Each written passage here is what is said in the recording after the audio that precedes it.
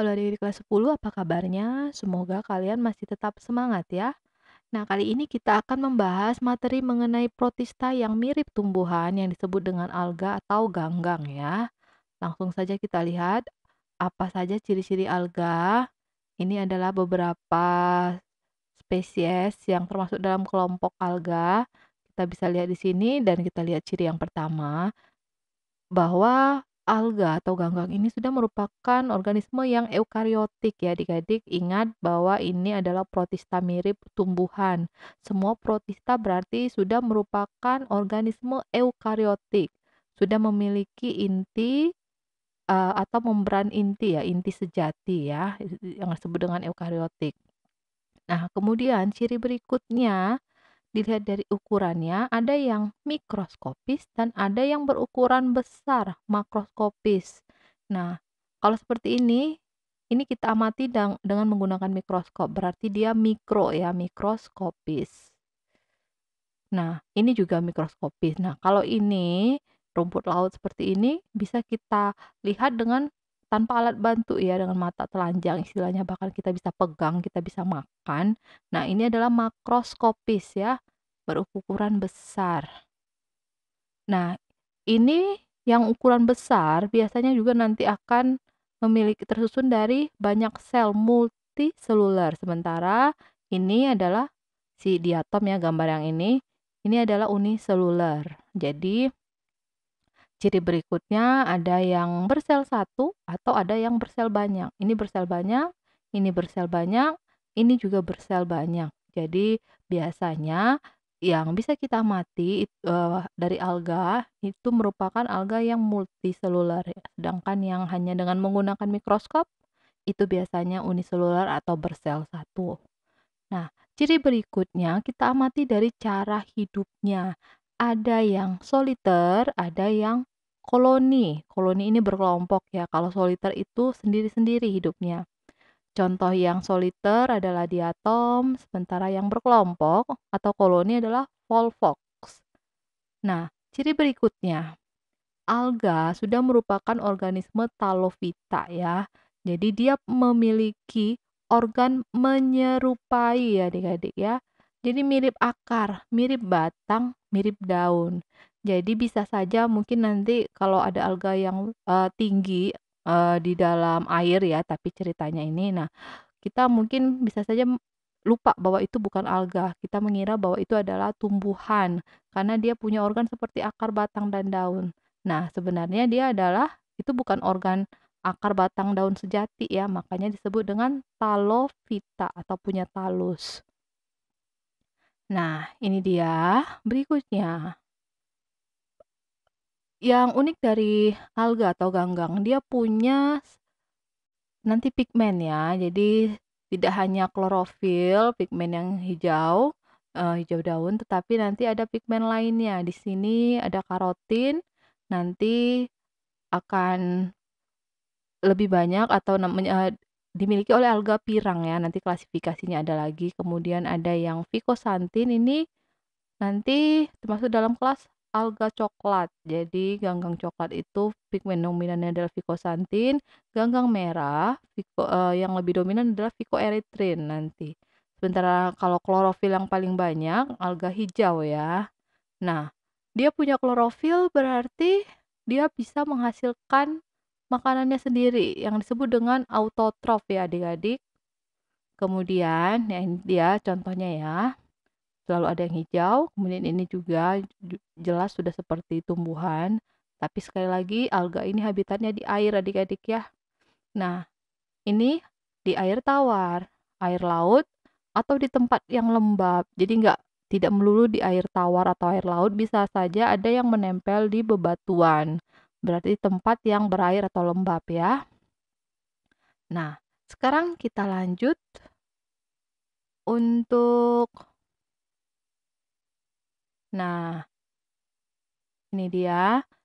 Jadi sebenarnya peranan dari alga ini yang hidup di air laut dan air tawar, nanti ada yang secara umum dia berperan sebagai fitoplankton. Maksudnya apa? Nanti fitoplankton ini dia bergerak mengikuti arus air ya. Jadi fito plankton ini yang bergerak-gerak. Nah, fito ini jadi dia adalah organisme yang nanti sebagai produsen, jadi fitoplankton. Sementara berperan sebagai nekton yang terapung pada permukaan air. Atau ada yang nanti seperti bentos, hidup di dasar perairan, dan ada yang menempel di bebatuan atau tumbuhan lain. Nah, ini kalau dia hidup di air laut dan air tawar ya adik-adik. Sekarang kita lihat reproduksinya. Nah, reproduksi dari alga bisa vegetatif dan bisa generatif, atau ini disebut dengan aseksual, generatif ini seksual ya. Nah, secara vegetatif atau aseksual nanti bisa melalui pembelahan biner, fragmentasi, atau nanti memutuskan beberapa bagian tubuhnya, kemudian pembentukan spora. Biasanya ini sporanya zoospora ya. Kemudian kalau secara seksual atau generatif, konjugasi, anisogami, isogami, dan oogami. Ingat kembali definisi ini berdasarkan ukurannya, kemudian apakah nanti bisa dibedakan jantan dan betina dan sebagainya ya. Ini sudah ada di bab protozoa sebelumnya ya. Nah, sekarang kita lihat, kita masuk pada klasifikasinya ya. Ini dia.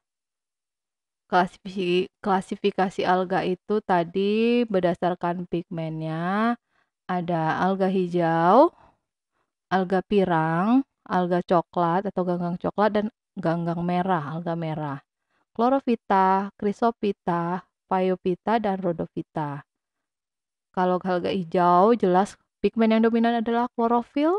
Kalau ganggang pirang yang paling dominan adalah karotin. Ganggang coklat itu ficosantin, sementara ganggang merah adalah ficoerythrin. Nanti di contohnya di sini ya gambarnya ini chlorella, ini navicula untuk ganggang pirang. Oke. Kemudian ficosantin, contohnya ada turbinaria ini. Sementara ganggang merah, rumput laut ini contohnya gracilaria ya. Oke, langsung saja. Sekarang kita masuk kepada ganggang hijau. Oke. Ganggang hijau ini pigmen yang dominan, tadi kita ulang lagi bahwa dia adalah klorofil. Sebenarnya ada pigmen lain ya. Jadi ada xanthofil, ada karotin tapi lebih sedikit. Yang lebih banyak dominan adalah klorofil. Ini contohnya ini untuk si Spirogyra ya. Ganggang hijau ini dia memiliki amilum tersimpan dalam kloroplas ya adik-adik. Ini kloroplasnya. Nah, ini warna hijau. Nah, di sini ternyata tersimpan amilum. Kemudian dinding sel mengandung selulosa, reproduksi seksual dan aseksual. Ini pengulangan yang tadi. Nah, yang paling penting juga dari ganggang hijau ini nih adik-adik. Ada yang bersel satu, tapi dia tidak bergerak dan bentuknya bulat. Contohnya adalah chlorella seperti ini ya, bulat. Nah, ini bersel satu. Ini mikroskopis ya adik-adik. Kita hanya bisa mengamatinya ini dengan mikroskop kalau bentuknya seperti ini ya. Dan dia tidak bergerak. Kemudian ada yang uniseluler tapi dia bergerak. Bersel satu uniseluler juga ya. Nah, seperti ini. Ini juga ukurannya kecil, mikroskopis. Dia berbentuk pita atau mangkok. Chlamydomonas. Kemudian ada yang koloni tapi bergerak, volvox. Ini ya berkoloni ya, 1, 2, 3, 4 jadi banyak. Oke, dan dia bergerak, motil. Kemudian ada yang berkoloni tapi tidak bergerak, hydrodictycon. Nah, kalau ini dia seperti ini bentuknya ya, jadi seperti bercabang-cabang dan ya menempel-nempel seperti ini ya. Nah, sekarang kita lanjut. Masih pada ganggang hijau, nanti yang paling banyak ditanyakan adalah yang ada di sini ya. Ini ada Spirogyra, masih berupa bentuknya benang seperti ini. Dan kita lihat kalau klorofilnya ini, kloroplasnya dia berbentuk spiral ya. Sementara yang berbentuk benang ada lagi yaitu oedogonium. Nah, dia tidak berbentuk spiral di sini ya, tapi dia juga seperti lurus seperti ini, tapi masih berupa benang. Dan ada yang berbentuk lembaran untuk ganggang hijau, ini ulva, ini sering sekali dipakai untuk makanan sayuran ya. Kemudian ada juga cara. Nah, Spirogyra ini yang sering sekali ditanyakan karena dia berperan sebagai pada penelitian fotosintesis sering digunakan Spirogyra ya adik-adik jadi di lab. Nah, kemudian Chlorella sebagai protein sel tunggal atau PST. Selain dia juga bisa berperan sebagai kosmetik atau obat-obatan, tapi dua ganggang ini seringkali keluar dalam soal ya mengenai manfaat dan bentuknya karena dia unik. Kalau Spirogyra berbentuk benang, kemudian seperti ini bentuknya ada seperti spiral dari kloroplasnya, klorofilnya. Nah, sementara Chlorella itu bulat-bulat dan biasanya berperan sebagai PST, protein sel tunggal. Kemudian, kita masuk kepada ganggang pirang atau keemasan yang disebut juga dengan Chrysophyta. Pigmen dominannya adalah karoten dan ada yang uniseluler, ada juga yang multiseluler ya adik-adik. Berarti kalau yang uniseluler biasanya mikroskopis, ukurannya sangat kecil, sementara yang multiseluler dia pasti ukurannya besar. Kalau ini berarti multiseluler dan makroskopis ya adik-adik. Ini pasti multi dan makroskopis. Seperti tanaman ya kalau kita lihat di sini. Nah, ganggang pirang atau keemasan nanti ada yang disebut dengan Xanthophyceae, Chrysophyceae, dan Bacillariophyceae. Ganggang hijau kuning, keemasan, dan ganggang diatom ya. Tapi nanti yang lebih banyak ditanyakan biasanya diatom ya. Kita lihat dulu perbedaan ketiganya. Kalau kita lihat di sini. Nah, ini ganggang Xanthophyceae. Hijau kuning, ini yang keemasan, dan ini diatom, contohnya ini ya. Kalau ganggang hijau kuning, pigmen dominannya lebih banyak klorofil dan xanthofil. Pada Vaucheria, ini bentuknya benang. Sementara ganggang keemasan, sini ada yang uniseluler dan ada yang ini soliter ya, ini berkoloni seperti ini. Kemudian ganggang diatom, ini kuning keemasan, lebih banyak pada karotennya dan ada umumnya uniseluler ya, semuanya uniseluler dan ada yang berkoloni. Uniseluler karena dia bersel satu ya, jadi hanya bisa diamati dengan mikroskop nanti. Dan ini dia, ada bagian yang disebut dengan hipoteka dan ada bagian yang sebagai penutup atau epiteka. Ini ciri khusus dari diatom ya adik-adik. Jadi kalau pada soal kalian menemukan ada suatu organisme protista yang mirip tumbuhan, strukturnya tersusun dari epiteka dan hipoteka, kita tahu bahwa itu merupakan diatom ya. Contohnya di sini Navicula. Oke. Kemudian kita lihat peranannya yang penting dari ganggang pirang di sini. Selain dia berperan sebagai fitoplankton, jadi produsen ya sebenarnya, tapi yang ukurannya sangat kecil melayang-layang di permukaan air, makanya disebut dengan fitoplankton. Nah, diatom ya, yang ini dia berperan bisa ketika nanti dia menjadi tanah di atom, udah mati ya, kemudian terkumpul. Nah, ini bisa menjadi bahan untuk isolasi, bahan peledak atau dinamit, atau penggosok. Itu fungsi dari tanah di atom. Oke, kemudian kita masuk ganggang berikutnya ke tiga ya. Ini ganggang coklat atau Phaeophyceae. Pigmennya fukosantin, bentuknya benang atau lembaran, dan ada yang seperti ini ya, semak atau pohon tinggi ya adik-adik. Nah, berarti semuanya sudah multiseluler, berukuran besar ya, makroskopis ya, makroskopis ini berarti ya adik-adik ya. Kemudian dinding selnya mengandung asam alginat. Nah, ini nanti banyak digunakan untuk industri tekstil atau bahan makanan nanti contohnya pada pembuatan es krim. Jadi sekali lagi, yang khusus atau yang unik dari ganggang coklat, dia juga sudah seperti tumbuhan tingkat tinggi, berarti ukurannya besar dan multiseluler selain pigmennya ya adalah fukosantin ya. Oke, sekarang ini dia contohnya tadi, turbinaria.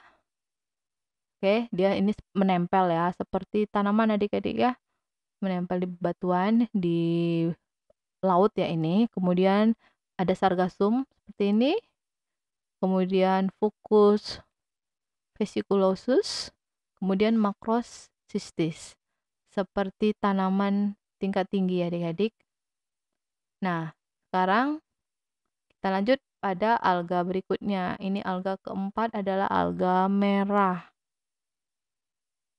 Oke, pigmennya dominan adalah phycoerythrin, tapi sebenarnya itu merupakan phycobilin yang jenisnya phycoerythrin ya. Jadi kalau nanti kalian menemukan phycoerythrin, phycobilin sebenarnya itu bisa dikatakan sama ya. Nah, alga merah hidup di laut, oke, sama seperti rumput ya, seperti rumput laut, seperti tanaman berarti.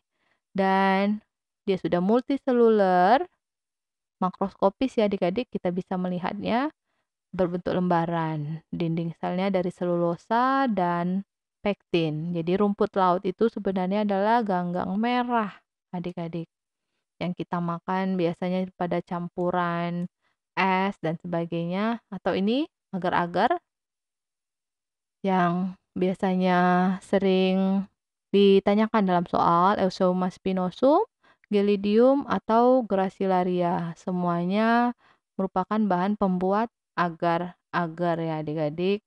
Jadi itu dia pembahasan kita mengenai protista mirip tumbuhan. Yang jelas kesimpulannya bahwa klasifikasi dari protista mirip tumbuhan ini bisa berdasarkan pigmen yang dominan yang dimilikinya, dan semua alga adalah eukariotik adik-adik ya. Ada yang berukuran kecil mikroskopis, ada yang berukuran besar makroskopis, dan yang berukuran kecil biasanya bersel satu atau uniseluler, sementara yang berukuran besar bahkan sudah seperti tumbuhan tingkat tinggi ya, seperti pohon. Nah, itu adalah multiseluler dan semuanya punya peranan, ada yang bisa sebagai bahan makanan, ada yang sebagai nanti bahan isolasi atau pembuat bom, bahan dinamit, dan pembuat agar-agar untuk makanan, dan bahkan juga ada yang bisa sebagai sumber protein ya, PST, protein sel tunggal.